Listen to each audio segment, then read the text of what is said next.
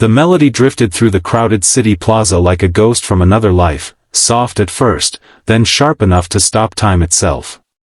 Fingers worn by years of sacrifice pressed the piano keys with aching precision, and as the final notes rose into the cold afternoon air, a powerful woman standing across the street felt the world tilt beneath her feet. Her breath caught, her heart slammed painfully against her ribs, and for the first time in 20 years, Eleanor Whitmore was no longer a fearless CEO. She was a young woman again, standing in the rain, listening to the only man she had ever loved play the song he once wrote just for her. Before the story pulls you any deeper into its heart, take a moment to pause.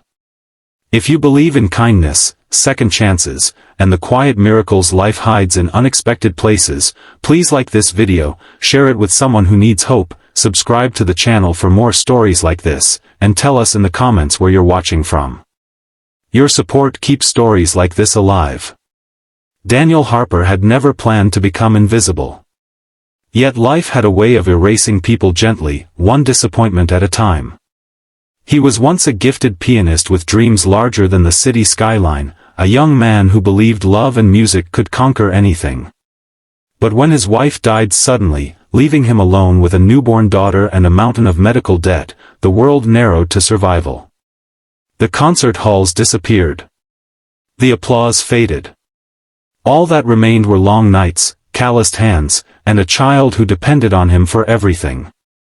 Music became something he played quietly, late at night, after Lily fell asleep, because even dreams learned to whisper when hope grew tired. Years passed, carving lines into Daniel's face and humility into his soul. He worked odd jobs, cleaned offices, repaired old instruments, and eventually found himself pushing a battered upright piano into the city plaza each weekend.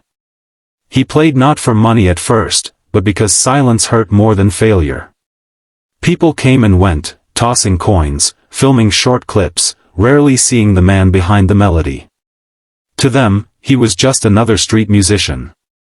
To Lily, watching from a bench with her homework on her lap, he was the strongest person alive. Eleanor Whitmore's life could not have looked more different. She commanded boardrooms, negotiated billion-dollar deals, and wore confidence like armor. The media called her untouchable, brilliant, ruthless. Yet beneath the tailored suits and glass offices lived a carefully locked-away grief. In her early 20s, she had loved a man who believed in beauty over ambition, music over money. She had chosen differently. When opportunity demanded sacrifice, she walked away, convincing herself that love could wait. It never did. The song he wrote for her was the only thing she kept, hidden on an old recording she never had the courage to play. That afternoon, Eleanor was supposed to be attending a charity gala nearby, another polished appearance in a flawless schedule. Instead, her steps slowed as the melody reached her. Every note struck a memory, every pause echoed a promise once whispered under a broken street lamp decades ago. Her chest tightened as recognition settled in with terrifying certainty.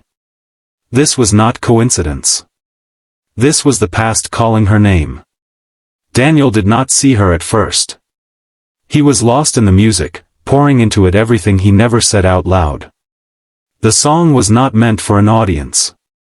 It was a letter to a life that might have been, a confession wrapped in harmony. His hands trembled slightly as he reached the final refrain, the same one he used to play when Eleanor rested her head on his shoulder and believed the future was gentle. When the song ended, the plaza felt unnaturally quiet. Eleanor stood frozen, her carefully built world cracking silently around her. She saw the years in his posture, the exhaustion in his eyes, and the unmistakable tenderness with which he glanced toward his daughter. This was not the man she left behind.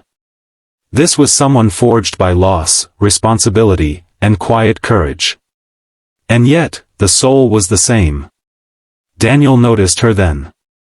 Recognition passed through him like lightning, followed by disbelief, then acceptance.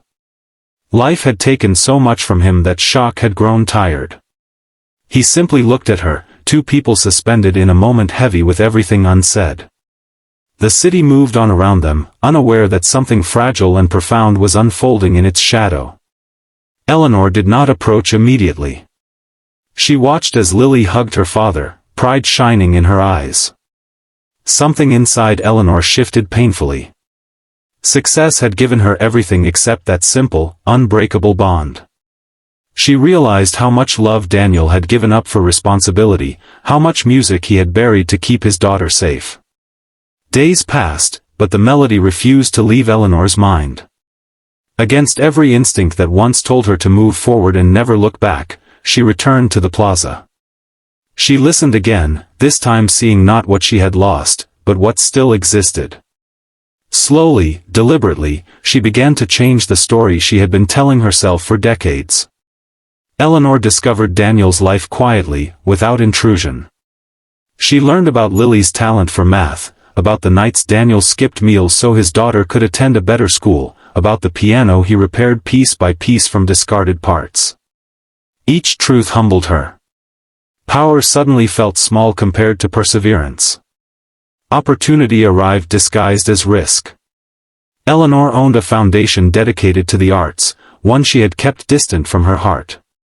For the first time, she involved herself personally. Without fanfare or publicity, she arranged for Daniel to play at a small recital. Not as charity, but as recognition. His hands shook the first night, fear battling hope. But when he played, the music returned to him fully, like a lost language remembered by the soul. The audience felt it. Not the polish of perfection, but the honesty of survival. Invitations followed. Slowly, Daniel's life expanded beyond the narrow walls grief had built. Lily watched her father transform, standing taller, breathing easier. For the first time, she saw a future where his dreams mattered too. Eleanor attended every performance, always in the shadows. She did not interfere, did not rush redemption. She learned patience from watching Daniel rebuild himself note by note. And in doing so, she allowed herself to grieve what she once abandoned. Years did not rewind. They rarely do. But something better happened. Respect grew where regret once lived. Friendship formed where silence once ruled. Two people learned that love does not always return as it was, but sometimes as something wiser, quieter, and no less powerful. Daniel never stopped being a father first. Eleanor never stopped being driven. But together, in moments carved between rehearsals and late-night conversations, they discovered healing. Not the dramatic kind, but the steady kind that allows scars to coexist with joy. On the night Daniel performed the song one final time, the one written long ago for a girl who changed his life, the hall was full. Eleanor sat in the front row, no longer hiding. The melody flowed differently now, no longer aching, but grateful. When it ended, the applause was thunderous, but what mattered was the peace on Daniel's face and the quiet tears Eleanor did not wipe away. If this story stirred something inside you, if it reminded you that broken paths can still lead somewhere beautiful, please take a moment to like this video, share it, and let us know it mattered to you. Your engagement helps keep stories like this alive for others who need them. Please comment, "I believe in second chances," if you stayed until the end and felt this story in your heart. Some stories do not end with fireworks or perfect reunions. Some end with understanding, forgiveness, and the quiet knowledge that love, once real, never truly disappears. It simply waits for the right moment to be heard again, like a melody carried through time, played by a single dad on a worn piano, stopping a powerful woman in her tracks and reminding the world that kindness still listens.